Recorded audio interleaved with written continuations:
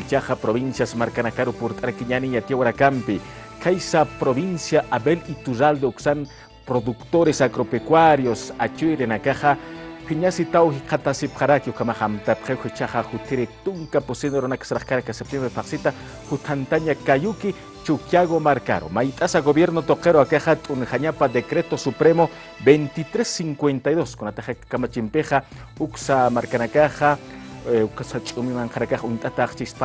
Reserva Nacional Permanente, Kamaja, Uxan Marcachenakaja, Haniwa Yapuchapkaspati, Ukatjamok Panakaja, Yaktata y Katasipharaki, Akamata. Federación Sindical de Productores Agropecuarios, Provincia Abel Iturralde Fespay, Iripirina Pecaperuja, Maitaparakiwamakit, Unjaseñapa, Decreto Supremo 2352 Amtawinaka. Acá Amtawinsti, Yapucha Señora Canagaruja Hark Antas Chispaya, Sasaukamata Kanait Oyaraki, Benedicto Quispe, Catunta, Secretario Ejecutivo Fespay, Iripireja. Así como 3.923.000 hectáreas de la provincia de Iturralde están declaradas área de reserva forestal permanente. Al ser declaradas como área de reserva forestal permanente, está inmovilizado. O sea, no se puede hacer chaco, en otras palabras, no puedes cultivar nada.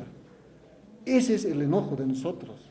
Por eso exigimos la derogatoria de ese decreto para dar paso para cultivar, en este caso, nuestros productos, arroz, plátano, cultivar la caña y todo eso. Ucamaki Panja, Ministerios, INRA, ABT, Gobernación Departamental y Jucampi, Tocanagawa, Askist, Awinaka, Takapjaraquiñapa, Haniti Jaisawe Jamaki Utkari Gasti, Provincia Abel Iturralde Marqueja, Marcha Unachtawimpiwa, Sartani Pjarakini. Ya hemos agotado todas las instancias necesarias.